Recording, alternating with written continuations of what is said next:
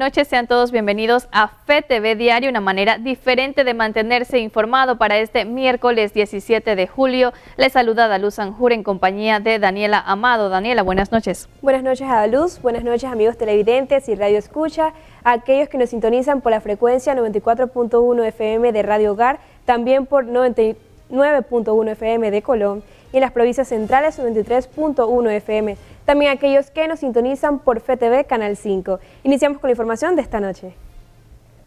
El ministro de Obras Públicas, Rafael Sabonge, presentó a representantes del Consejo Nacional de la empresa privada el borrador de la propuesta de ley de asociaciones público-privada o propuesta ley APP. El ministro de Obras Públicas, Rafael Sabonge, presentó ante el Consejo Empresarial el proyecto de ley de asociación público-privadas y asegura que no se trata de proyectos de privatización. Bueno, estamos aquí, vamos a tener un conversatorio y les vamos a hacer una presentación a la CONEP sobre la ley de asociaciones público-privadas que presentamos para discusión en el Consejo de Gabinete y próximamente estaremos presentando para su aprobación y posterior presentación en la Asamblea. Es una ley que básicamente lo que busca es incentivar la inversión privada en infraestructura pública. En una situación fiscal complicada que tenemos, necesitamos el apoyo privado, el apoyo de la empresa privada para seguir invirtiendo en proyectos que son de prioridad. No aplica para los servicios de educación, para los servicios de salud y para los servicios de seguridad, que son servicios que por constitución son competencia única del Estado panameño. No es un proyecto de privatización, como lo he dicho, los bienes que se construyan, que son nuevos bienes, siempre terminarán siendo del Estado. Por su parte, el presidente saliente de CONEP, Severo Sousa, detalló que se trata de un proyecto de ley que el sector privado ha tratado de impulsar por los beneficios que puede generar a la economía panameña. Es correcto. Bueno, básicamente la explicación que se va a dar es el tema de la ley de asociación público-privada. Es una ley o un proyecto de ley en este momento que nosotros como sector privado hemos estado enfatizando y hemos estado empujando desde hace ya un par de años. Se ha trabajado bastante en eso. En el gobierno anterior hubo un consenso básicamente entre ejecutivo y sector privado sobre el tema, pero no se llegó a las instancias de la Asamblea Nacional. Ahora ese proyecto se tomó, se reformó, se le añadieron algunas cosas, otras se quitaron, y la idea es que nos vengan a explicar exactamente dónde está el proyecto, o sea, qué es lo que contiene, qué cosas nuevas tiene, qué cosas se le han removido y cómo va a ser entonces llevado a la Asamblea Nacional. En cuanto al presidente electo de CONEP, Julio de la Lastra, sostuvo que las asociaciones público-privadas son positivas para un Estado porque se comparten los riesgos y los posibles ingresos. Bueno, yo creo que en principio lo que todos, la ciudadanía, sector privado, sector público, debemos tener muy claro es que existen varias definiciones de lo que es una alianza público-privada, la cual es aplicable en diferentes países o en regiones geográficas. En términos generales, las alianzas público-privadas son positivas para un Estado, porque se comparten no solamente los riesgos, pero también los posibles ingresos.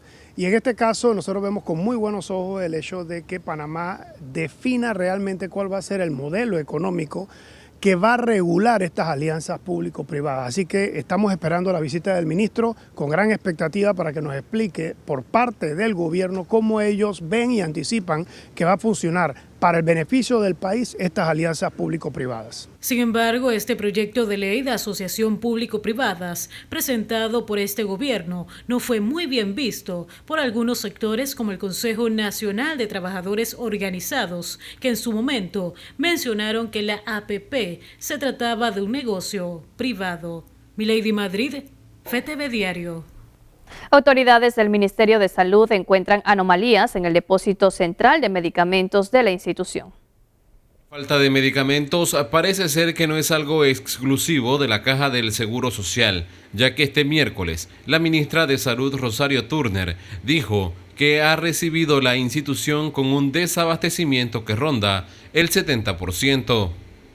Hoy estamos haciendo entrega alrededor de 10 millones de dólares en medicamentos. El Ministerio de Salud tenía un 72% de desabastecimiento promedio en el momento de la transición. sin embargo se hablaba de 20 medicamentos que estaban agotados en muchas instalaciones, así que hoy iniciamos por Los Santos haciendo el proceso de entrega de los medicamentos que tenemos en nuestro depósito, de tal manera que se tenga un abastecimiento fluido y poder llegar por lo menos a un 80% en esta primera etapa.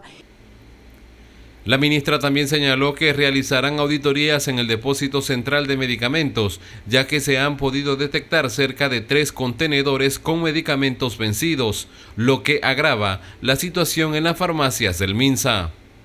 Asimismo, hemos pedido una auditoría de una cantidad de medicamentos que hemos encontrado vencidos en los depósitos del Ministerio de Salud, porque esto se trata, ¿no? Cuando uno recibe una gestión, también uno tiene una responsabilidad legal y nosotros vamos a cumplir con la responsabilidad legal que tenemos en relación a estos temas. Nosotros hemos recibido que se nos mencionó que alrededor de 3 contenedores, tendremos que estimar la cantidad del costo de los medicamentos, qué tipo de medicamentos. Estoy hablando de una información preliminar que vamos a levantar y cuando tengamos la información se los vamos a dar. Las reacciones no se han hecho esperar y los pacientes mostraron su inconformidad luego de conocer las declaraciones hechas por la ministra de Salud. Es muy doloroso. Nosotros en el sector salud tenemos un nivel de desabastecimiento criminal, o sea, realmente criminal. Esperamos, si la doctora lo dice, no tengo por qué dudarlo. En este sentido, los pacientes mencionaron que es necesario que haya medicamentos en las farmacias tanto del Ministerio de Salud y de la Caja del Seguro Social, ya que esto garantiza la calidad de vida de quienes viven con algunos fármacos especiales. O sea, yo tengo artritis reumatoide y no hay Metrotexate. El 90% de la población de la población con artritis usa ese medicamento. Y tengo que estar averiguando en qué unidad ejecutora, en qué policlínica para estar avisándole a las personas que se trasladen. Ahorita mismo, y se lo digo aquí en televisión, hay en Santa Librada. El doctor Orlando Quintero dijo que actualmente hay 2 fármacos para pacientes con VIH que en las farmacias del Ministerio de Salud no hay, lo que complica la enfermedad. Yo siento que aquí, si hay 3 contenedores de medicamentos vencidos, aquí hay que evaluar quién es, porque esa es otra. No hacemos una auditoría específica, o si la hacemos, sabes que nadie sale, todo el mundo sale tranquilo, aquí no hay una consecuencia de actuar mal. Las declaraciones de la ministra de Salud y de los pacientes se ha dado en medio de una reunión que sostuvo ese miércoles la titular de Salud con representantes de los pacientes con enfermedades crónicas. Con imágenes de José Pérez, Ramses Betancur, FETV Diario. El presidente saliente de CONEP, Severo Sousa, se refirió a la selección de los aspirantes a la Junta Directiva de la Caja del Seguro Social y dijo que se esperan grandes retos que se deben cumplir, entre ellos el desabastecimiento de medicamentos. Necesita una persona que definitivamente sepa del tema económico, porque tenemos un tema económico en la Caja de Seguro Social en este momento que todo el mundo lo conoce y es sobre el tema del fondo de IBM, cuánto tiempo más puede o no puede seguir sosteniendo o si es o no es sostenible y por cuánto tiempo. Algunos dicen que un par de años ya ese fondo entra en crisis. Entonces ese es un tema que además tenemos un atraso en ese estudio y esa la persona que entra tiene que poder conocer de eso, pero a la vez también tiene que poder tener conocimientos de temas logísticos porque tenemos un tema de distribución de medicamentos y de asignación de citas, operaciones, etcétera, que ha venido muy retrasado y que es el que más afecta directamente a la población panameña. Abogados presentaron este miércoles una denuncia contra el expresidente de la República, Juan Carlos Varela.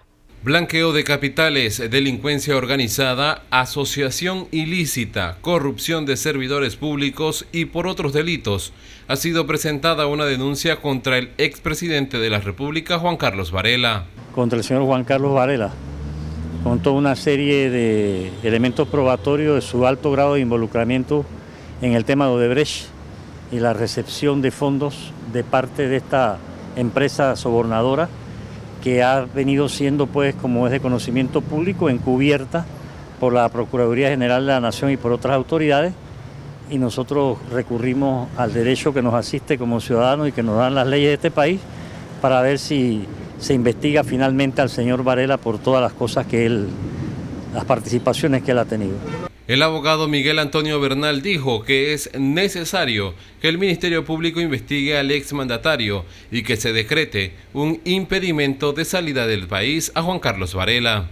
La confianza yo la tengo en la ley y la tengo que tener en la ciudadanía. Si la ciudadanía no respalda esta solicitud, pues definitivamente que el Ministerio Público no va a hacer nada. Y menos ahora un Ministerio Público que ha recibido un espaldarazo, bendición, apoyo de parte del nuevo gobierno. Pero eso no nos debe impedir a los ciudadanos exigir que este tema se esclarezca en Perú, en Ecuador, en México, en Guatemala, en Estados Unidos, en todas partes, en España. Han investigado Odebrecht y cada día encuentran más pruebas. A Toledo, expresidente de Perú, se lo acaban de extraditar por eso mismo y aquí en Panamá no hay nadie. Por su parte, el abogado Sidney Citón señaló que han conocido que algunos documentos que involucran al expresidente Varela han sido cremados en el Ministerio Público. Misteriosamente se han perdido tomos de la investigación de Odebrecht que se dice que se llevaron a cremación. Yo solamente sabía que se cremaban a las personas cuando morían. Y bueno, y a los animales famosos que los dueños tienen con qué pagar la cremación. Pero lo que yo no sabía es que el Ministerio Público se había convertido también en un crematorio, en donde las evidencias se creman. Y es bien importante que concurra el señor Carlos Jo González, quien en sus múltiples declaraciones habló directamente del señor Juan Carlos Varela. Los denunciantes han hecho un llamado al presidente Laurentino Cortizo para que un organismo internacional pueda realizar estas investigaciones contra Varela. Laurentino Cortizo, es importante que usted, en conjunto con las Naciones Unidas, le pida, como hizo Centroamérica, que se traiga a la CICIG, es decir, a un organismo de apoyo para hacer las investigaciones. Porque ni la ciudadanía, ni el común de las personas confía en las investigaciones que hace el Ministerio Público. La denuncia fue presentada en horas de la tarde de este miércoles en el edificio Avesa del Ministerio Público. Con imágenes de José Pérez, Ramsés Betancourt, FETV Diario. Panamá en rumbo de una nueva economía. La Cámara de Comercio revela que el índice de la confianza del consumidor panameño ha incrementado a 26 puntos a diferencia de años anteriores. Todo apunta a que Panamá está en proceso de mejorar su economía, ya que la Cámara de Comercio revela el índice de confianza del consumidor panameño. Y esa percepción optimista que se está presentando, una de esas variables, evidentemente, es el hecho de que el gobierno nacional, la nueva administración pública, ejerce, digamos, un pensamiento positivo de que van a establecerse medidas que ayuden, por ejemplo, a activar la economía, a generar empleo, y eso es importante, porque definitivamente muchas decisiones de compra de los consumidores obedecen a ver un futuro mejor. De acuerdo a Manuel Ferreira, director de Asuntos Económicos, el índice registra un significativo incremento de 26 puntos a diferencia de años pasados. Entendemos una serie de iniciativas en diferentes sectores de la economía para que efectivamente esa reactivación económica se dé, para que la confianza no solo de los consumidores que estamos viendo aquí, sino también la confianza del sector empresarial se incremente e invierta y genere empleos. Por otro lado, la ciudadanía tiene una perspectiva distinta al crecimiento económico, a lo que Adolfo Gafolio, manager de Ipsos Panamá, responde que con el inicio del nuevo gobierno se registra también un nuevo clima de optimismo que recupera los niveles registrados de 3 años atrás. Tercer subindicador, situación económica del país en los próximos 12 meses. Y acá es donde notamos el crecimiento más significativo. Son 42 puntos, que no solo a nivel magnitud y crecimiento es algo bien marcado, sino que también nos arroja a los niveles más altos de los últimos 8 años.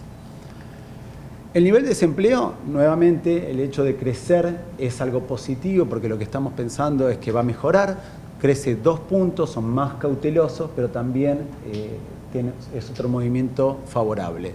Otro de los factores que benefician al país por medio del índice de confianza de los consumidores es el generador de empleo. Sin embargo, el ministro de Economía y Finanzas, Héctor Alexander, en su momento ha mencionado que Panamá necesita ciertos ahorros a causa de las obligaciones por pagar. Milady Madrid, FTV Diario.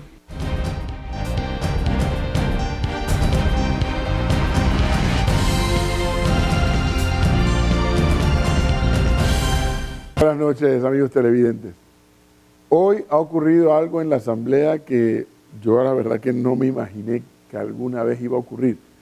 Porque a pesar de que está en el reglamento interno, ese artículo o de ese artículo se ha hecho uso muy, pero muy pocas veces y por razones que yo les puedo explicar en un segundo. ¿Qué resulta? Que los periodistas acreditados ante la Dirección de Comunicaciones de la Asamblea de Diputados, obviamente periodistas de los diversos medios de comunicación social, les informaron, la propia Dirección de Medios, que hoy se instalaba la Comisión de Presupuestos. Y naturalmente, para los periodistas, la instalación de esa comisión, como del resto de las 14, es importante. Pero esa tenía un interés particular, o tiene un interés particular, por aquello de las traslado de partidas, por aquello el manejo del presupuesto, en qué se gasta, en qué no se gasta, pero también que ellos hoy tenían que elegir, como lo tiene que hacer cada comisión cuando se instala, la directiva de esa comisión, quién será el presidente, quién el secretario, etc. Y naturalmente una de las expectativas era saber si el diputado Benicio Robinson nuevamente iba a ser miembro de la comisión, miembro no, porque lo es, presidente de la comisión. ¿Cuán grande fue la sorpresa de los periodistas que personal de la Asamblea les dijo no pueden pasar? ¿Pero cómo que vamos a la instalación? No pueden cubrir la instalación y a partir de ahora las reuniones de la Comisión de Presupuestos serán en virtud de lo que dice el artículo 81 del reglamento interno. ¿Qué dice el artículo 81? Carácter de las sesiones y funcionarios con derecho a voz. Las sesiones de la Comisión de Presupuestos serán diarias, tendrán carácter reservado y a ellas podrán concurrir con voz, pero sin voto, los diputados o diputadas, los ministros o ministras de Estado, los magistrados o magistradas de la Corte Suprema de Justicia y el Contralor o Contralora General de la República. Los diputados o diputados solamente tendrán derecho a proponer modificaciones sin alterar la cifra total del presupuesto. Sí. Carácter reservado. Yo le voy a decir qué es carácter reservado. Carácter reservado para efectos de la Asamblea es a puerta cerrada. No se puede saber lo que allí se habla. ¿El artículo está ahí en el reglamento interno? Sí. ¿El reglamento interno es ley de la República? También. Pero ha sido una práctica, incluso en los últimos años de la dictadura, que la Comisión de Presupuestos, como el resto de las comisiones, sesiona a puertas abiertas. Y a puertas abiertas fundamentalmente es con los periodistas de los medios de comunicación social que le dan cobertura, para que entonces el resto del país se entere que el ministro tal pidió un traslado de partida, que hubo un crédito extraordinario, que el presupuesto fue debatido, que pidieron esto, que le recortaron aquí. ¿Sabe por qué? A pesar de lo que dice el artículo 81. Porque es que en aras de la transparencia, los ciudadanos tenemos derecho a saber qué hacen con ese presupuesto, cómo lo mueven, en qué gastan, en qué invierten, la planilla. Sí, en aras de la transparencia tenemos derecho a saber eso. Cuando la Comisión de Presupuestos ha invocado sesionar a puertas cerradas, cuando han ido a discutir temas de seguridad del Estado, cuántas armas van a comprar, cuántos efectivos del pie de fuerza, supuestamente dizque para que la delincuencia no se entere. De eso yo no hago un problema porque tiene algún sentido que en materia de seguridad del Estado haya un nivel de reserva, Pero les recuerdo a los diputados de la Comisión de Presupuestos y particularmente al diputado Benicio Robinson, presidente de dicha comisión, que es que allí deciden qué hacen con la plata de todo lo que pagamos impuestos. ¿Qué le parece? Y a pesar de que ese artículo 81 está ahí, pues es una comprobación más de que el reglamento hay que modificarlo. No podemos aceptar, es intolerable que la Comisión de Presupuestos sesione a puerta cerrada. Es inaceptable. Bueno, y la pregunta es, ¿qué dicen los diputados de oposición? Digo de oposición y los independientes porque quien hace mayoría en la comisión y en toda la asamblea es el PRD con su aliado de Molirena. Ya sabemos qué dicen ellos, pero ¿qué dicen los demás? En aras de la transparencia, ojalá que esto se aclare y ojalá que no sesionen a puerta cerrada. Continuamos con más información y a propósito de las migraciones vamos a hablar un poquito de Estados Unidos. Eso será en el segundo bloque.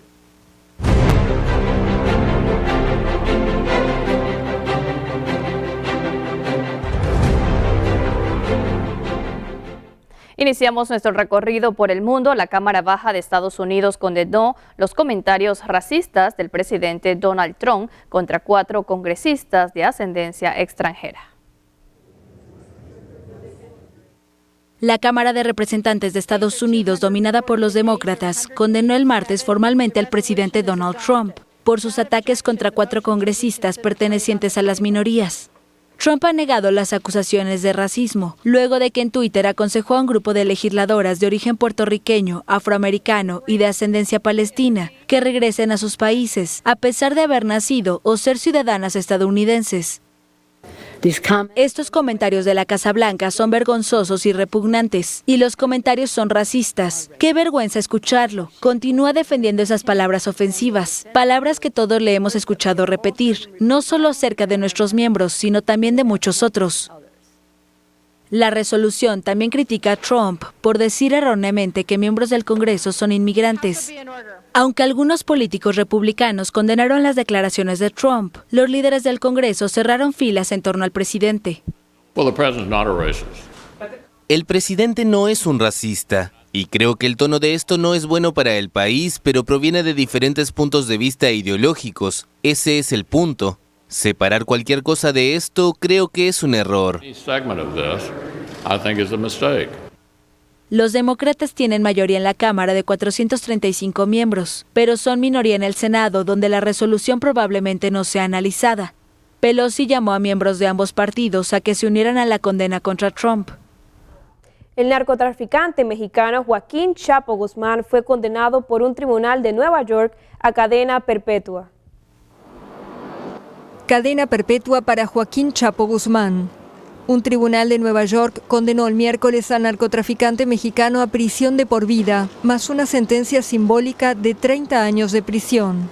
El Chapo, de 62 años y ex jefe del cártel de Sinaloa, llegó a ser el hombre más buscado por Estados Unidos tras la muerte de Osama Bin Laden y es el mayor capo del narcotráfico extraditado y enjuiciado por Estados Unidos.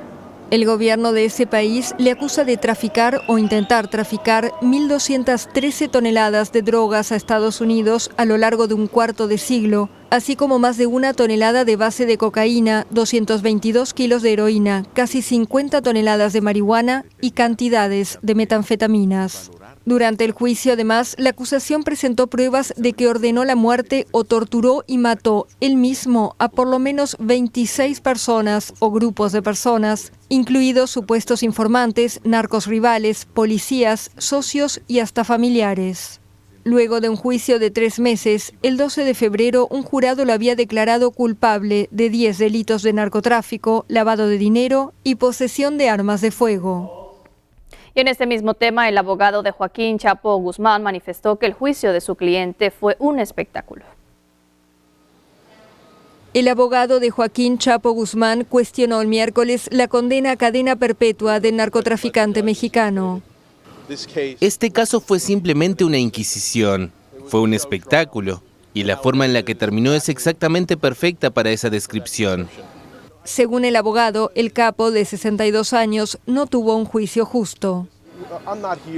No estoy aquí para decirles que Joaquín Guzmán es un santo. No estoy aquí para decirles qué ocurrió, que los testigos fueron distintos a los de cualquier otro juicio en Estados Unidos. Todo lo que pedíamos era imparcialidad, y sin importar lo que piensen de Joaquín Guzmán, igual se merece un juicio justo.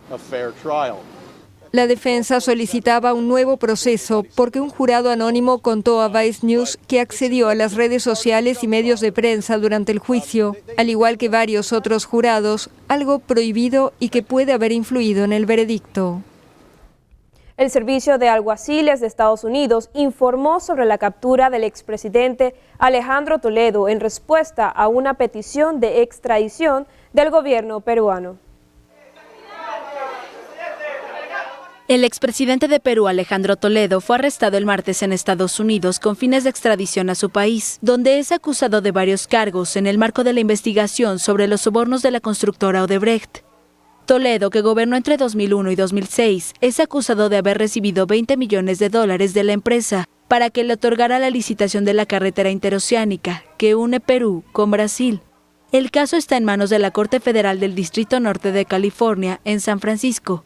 La audiencia de detención está programada para el viernes.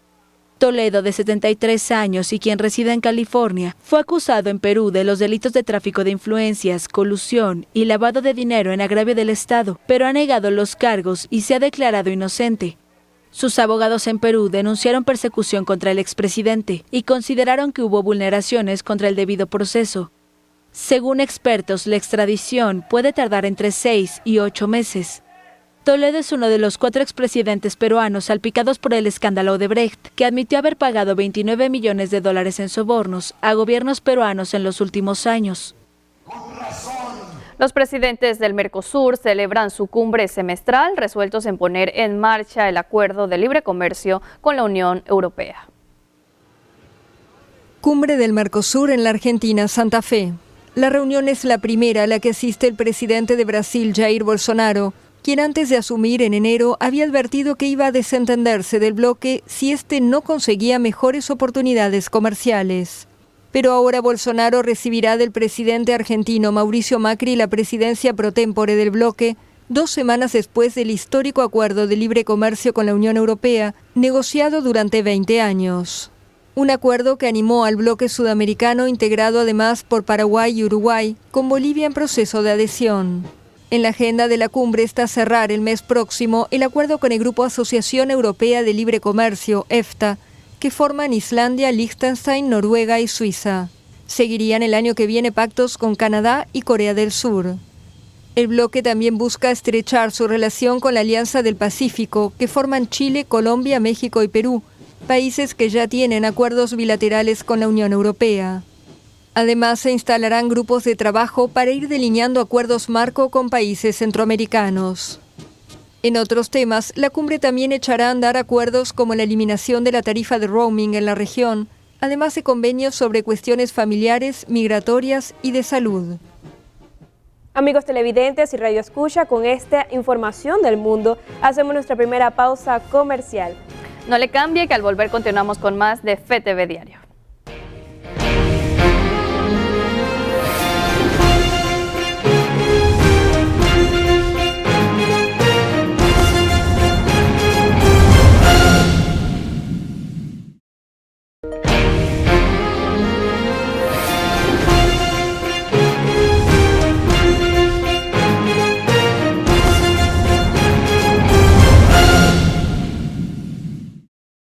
Estamos de vuelta con FETV Diario y damos paso a las notas eclesiales.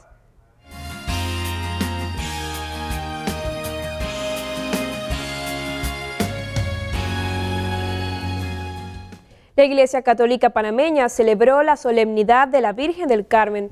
FETV pudo transmitir esta festividad desde la comunidad de Juan Díaz, donde gran número de fieles se dieron cita para agradecer a la Virgen del Monte Carmelo, iniciando con una gran procesión y culminando con la Santa Eucaristía presidida por el arzobispo de Panamá, Monseñor José Domingo Ulloa, quien resaltó la devoción del pueblo panameño a esta advocación mariana e hizo una invitación para exaltar a la Virgen del Carmen.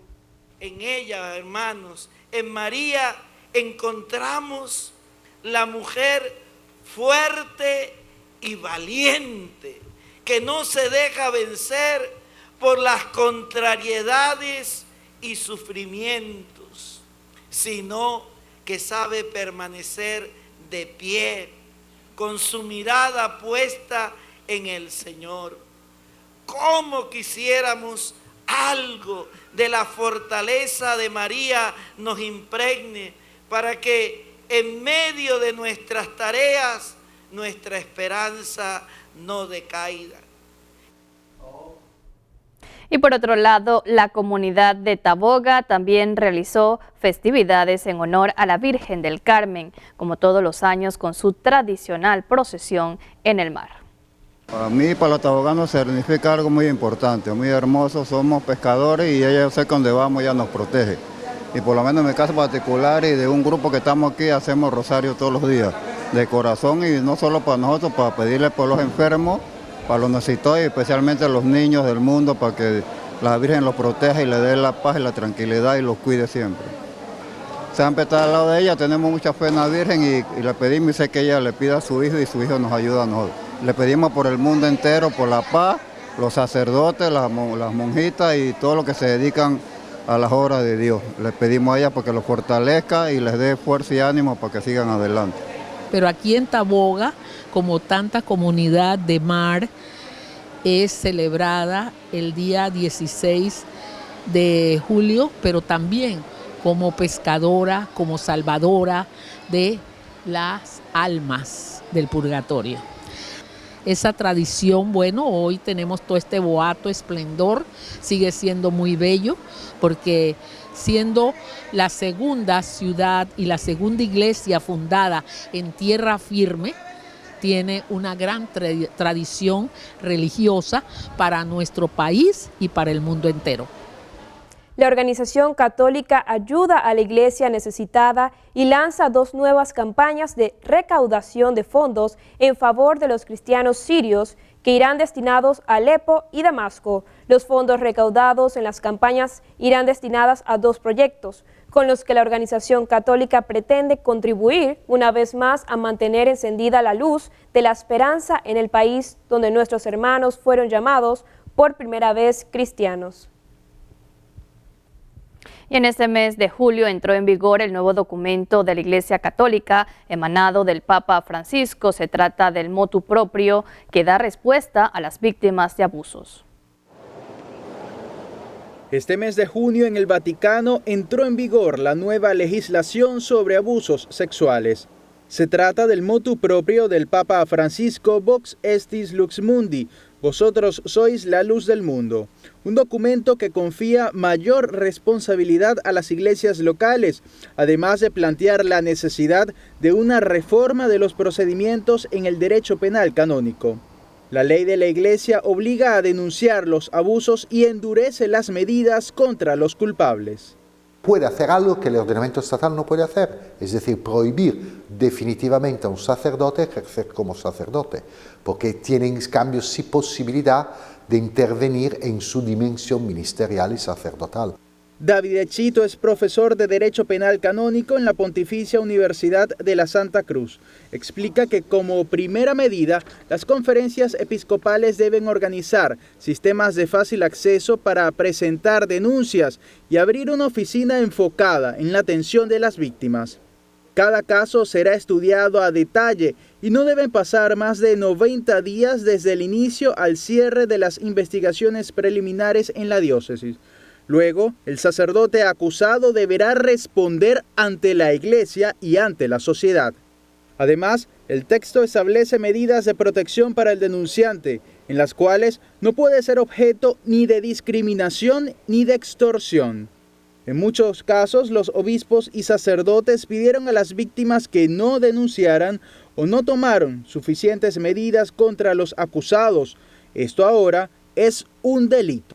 De hecho, es un delito ahora el decir a la persona de no denunciar, de intentar ocultar, todo esto esconder es algo que es un delito canónico. Allí sí que puede intervenir la Iglesia.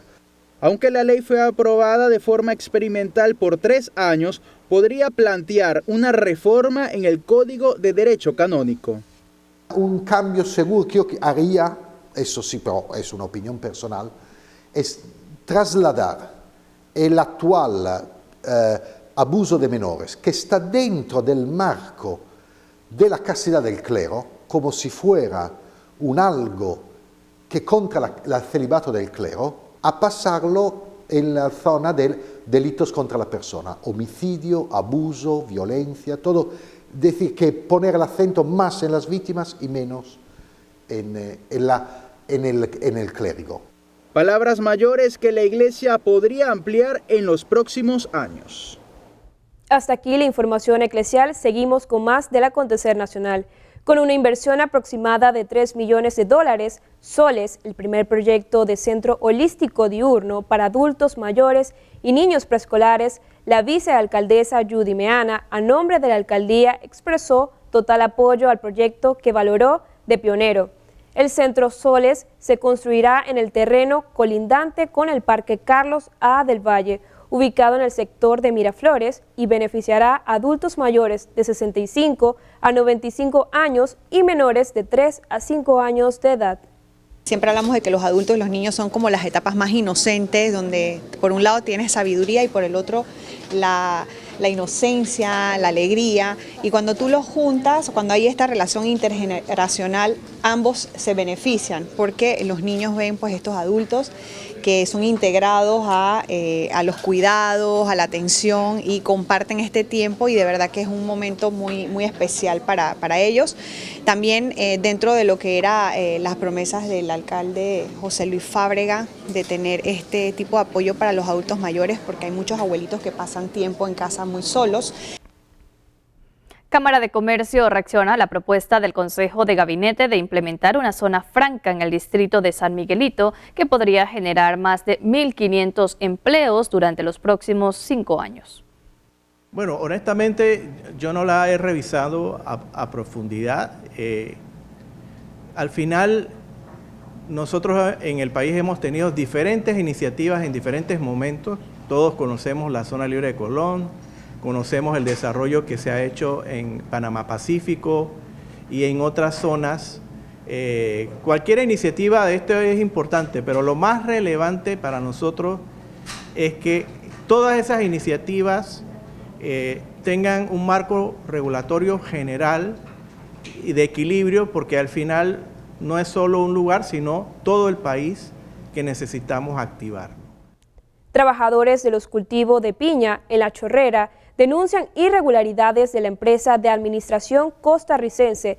Aseguran que llevan una semana de paro por incumplimiento de pago de dicha empresa. Debido a esto exigen dialogar con la ministra de Trabajo. El equipo de FTV trató de buscar reacciones por parte del gobierno, sin embargo se rehusaron a dar declaraciones. Estamos sumamente molestos. 3 días de huelga, más de 360 trabajadores. No hay una sola persona laborando en esos piñales. No ha ido a la inspección. Ellos no le han dado la gana de hacer nada. Le han vendido a la ministra que se ha resolvido. Y ayer tuvieron el descaro de decir que había una mesa de elección que no existía. Mandándole al país diciendo que... Y entonces, como no van allá, hemos venido aquí y no nos vamos a mover hasta que la ministra nos atienda. El presidente dijo que no hay intocable. Este es un intocable, que no lo pueden tocar, porque ellos lo protegen. Así que nosotros no nos vamos a mover de aquí por eso. Y vamos a permanecer aquí. Y si tenemos que cerrar esa calle, la cerramos. Y tenemos que coger gas lacrimógeno, tenemos que quedar presos, vamos a quedar presos. Y si nos tienen que matar, que nos maten. Porque ya estamos hartos de estos bandos medios. Le estén tapando la verdad a la ministra. El asesor de esa empresa, Rodolfo Estanciola, es también jefe de transición de Doris Zapata. Él fue el jefe de la transición de Doris Zapata, Rodolfo Estanciola. El mismo que es asesor legal de esta empresa. Bien, cambiamos de tema. Docentes del Instituto Simón Urbina levantaron el paro de labores que mantenían desde hace varios días. Así se ha informado este miércoles. El primer acuerdo que hemos llegado es el levantamiento del paro y la reanudación de las actividades pedagógicas en el día de mañana. Nuestro principal objetivo es el estudiante. Se va a hacer un proceso aplicándose el resuelto 257, como quiera que ya se estableció una terna. La ministra de Educación va a tomar una decisión con relación a la designación del director y el subdirector. Es un solo subdirector que le corresponde a la escuela. Y la evaluación de toda la infraestructura, principalmente la evaluación del gimnasio, el cual debe procederse a un informe de manera de que se gestione el crédito extraordinario de 30.000 balboas. Hacemos un alto para nuestra segunda pausa comercial. Al volver, el profesor Edwin Cabrera se encuentra preparado para el segundo análisis de esta noche. Así es, Daniela, y también nuestro compañero Alejandro Rodríguez con la información deportiva. No le cambie, ya volvemos.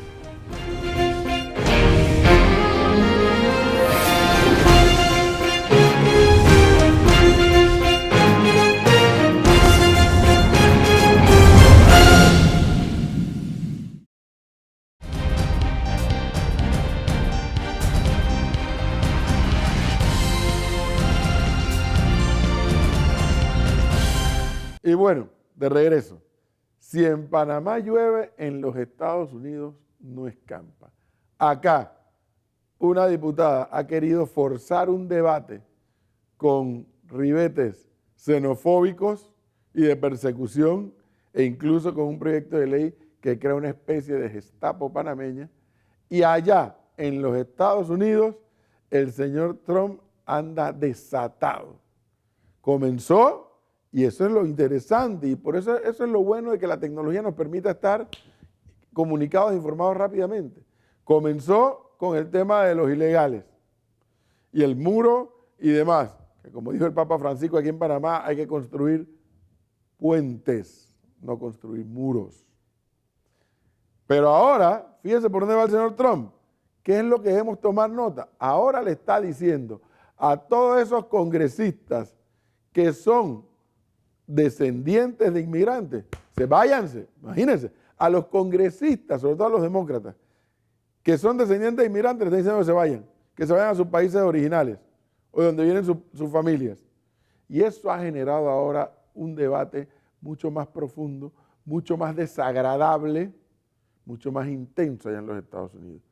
Eso es lo que tenemos que evitar en Panamá, que cuando se comienza con el tema de los extranjeros legales en Panamá, luego se sigue con los extranjeros ilegales en Panamá. En los ilegales, ahí no hay discusión que se les aplique la ley.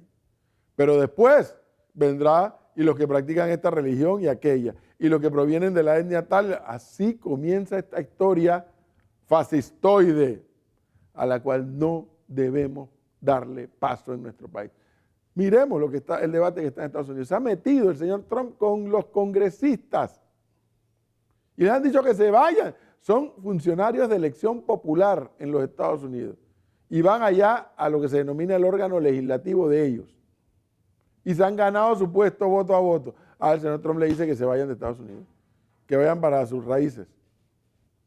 No es bueno ese debate. Ese debate está mal encaminado, pero además, lo peor y lo más grave, como les comentaba en estos días, ese debate no es parte del ADN del panameño, y no lo es porque aquí todos provenimos y procedemos de alguien que vino de afuera. Yo no creo que haya necesidad de repetir lo que dicen los textos de historia en cuanto a qué pasó con este territorio que se denomina Panamá desde el momento que emerge. Tiene una tradición histórica de ser un territorio de paso, de ser un territorio de migrantes, y no solamente de seres humanos, cuidado, hasta de la fauna también. Es un debate tóxico, es un debate innecesario, intrascendente. ¿Que se aplique la ley? Sí. ¿Que el que está ilegal lo saquen del país? Sí. Pero es que, olvídese, no se está hablando solo de los ilegales, se está yendo al discurso xenofóbico contra los extranjeros. Eso no aporta nada, y menos aún en una sociedad tan pequeña como la nuestra. Pero bueno, la decisión es suya y mía si le damos espacio a ese tipo de discusión. Continuamos con más información y los deportes con Alejandro Rodríguez.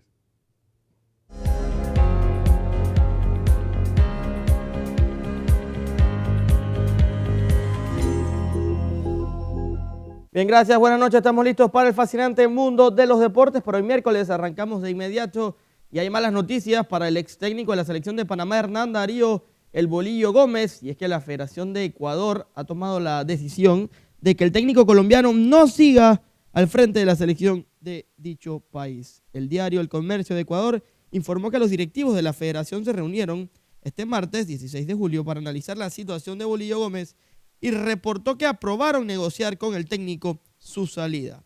Este diario conoció que el directorio le dio la potestad a la comisión de selecciones para que se reúna con el entrenador lo más pronto posible y llegue a un acuerdo para la rescisión del contrato, divulgó El Comercio. Se informó que el contrato del Bolillo Gómez con Ecuador era hasta el final de las eliminatorias para el Mundial de Qatar 2022 por un monto económico que alcanza los $4 millones. Sin embargo, Gómez no quiere tener conflicto legal con la Federación Ecuatoriana de Fútbol, por lo que estaría dispuesto a negociar su rescisión, agregó el medio ecuatoriano. Esto significaría que el Bolillo Gómez aceptaría no recibir los 4 millones que en teoría es la cláusula de rescisión de dicho contrato para terminar en buenos términos con dicha federación. Así es que el ex técnico de la selección de Panamá se queda sin equipo. Ahora muchos entran en la especulación de si sería o no un candidato para regresar. Veremos qué pasa en los próximos días. Recuerden que mañana será la reunión de la comisión de técnicos, la comisión de selecciones, para definir si continúa o no Julio César Celi Valdés al mando de la selección mayor de Panamá.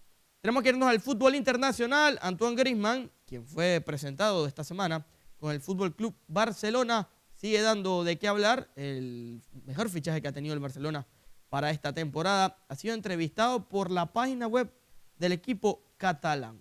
Veamos lo que dijo. Hablaba sobre Lionel Messi. Primero creo que todos los equipos son diferentes al Barça, ¿no? A nivel de juego. Seguro que nos vamos a divertir dentro y fuera del campo y a eso vengo, ¿no? A ayudar en lo que pueda en el campo y fuera del campo. Tengo ganas de jugar delante de mi nueva afición. Creo que ya me conocen, soy alguien que lo deja todo en el campo y seguro que disfrutaremos juntos. El 1. Para mí es el 1, como LeBron en el básquet. Son imágenes por ejemplo, LeBron, imagen del baloncesto, de la NBA, y Messi para mí es la imagen del fútbol, porque tiene algo distinto a los demás que solo podemos ver cada 30 años o más. Bien, las primeras reacciones de Antoine Griezmann en su primera semana, ya entrenando con el primer equipo. Todavía no se ha reunido como tal con Lionel Messi y otros de sus compañeros, como va a ser Luis Suárez, debido a que ellos todavía se mantienen de vacaciones luego de disputar la Copa América durante el mes de junio y de julio. En los próximos días se van a estar reportando a la concentración y a la pretemporada del equipo catalán, que por supuesto va a tener varios partidos de pretemporada a nivel internacional. Pasamos al béisbol de las Grandes Ligas. Buenas noticias para el panameño Edmundo Sosa, quien fue llamado para subir al equipo mayor de las Grandes Ligas de los Cardenales de San Luis. Se trata de precisamente Edmundo Sosa, que fue llamado a subir debido a una lesión de uno de sus compañeros para la serie ante los equipos de los Piratas de Pittsburgh. Para Sosa, quien regularmente se desempeña en el campo corto, sería su vuelta al béisbol de las Grandes Ligas luego de debutar el año pasado precisamente con los Cardenales. La organización de San Luis informó que Sosa fue promovido del equipo de AAA de la franquicia, el Memphis Redbirds, tras colocar en la lista de lesionados por 10 días a Matt Carpenter. Esta temporada en la categoría AAA, Sosa está bateando para 252 con 10 cuadrangulares y 34 carreras remolcadas solo en 83 partidos. La pasada campaña Sosa debutó con San Luis en septiembre y luego logró acumular 3 turnos en la misma cantidad de partidos. Ahora va en busca de su primer imparable en las Grandes Ligas. Veremos cómo le va en estos 10 días que va a tener la oportunidad Edmundo Sosa de estar con el primer equipo de los Cardenales de San Luis. Esperemos que pueda aprovechar la oportunidad y que se mantenga con el primer equipo en las Grandes Ligas. El béisbol de las Grandes Ligas, sin duda, el mejor béisbol del planeta. Por cierto, recuerden que este fin de semana será la inducción de Mariano Rivera al Salón de la Fama. También recuerden que en estos momentos está jugando la selección de Panamá sub-22 ante la de El Salvador. Este partido se está jugando en el estadio Rommel Fernández. Partido de ida, el partido de vuelta será el día domingo allá en San Salvador para definir quién avanza al preolímpico buscando un cupo en las Olimpiadas de Tokio 2020. Es lo que tenemos en deportes para hoy. Seguimos con la parte final del noticiero. Adelante. Muchísimas gracias, Alejandro, por la información deportiva. Queridos amigos, hasta aquí la información en FETV Diario. Daniela. Así es, Adaluz, agradecemos su sintonía a través de las pantallas de FETV y a través de la frecuencia 94.1 FM de Radio Hogar. Que tenga usted una feliz noche.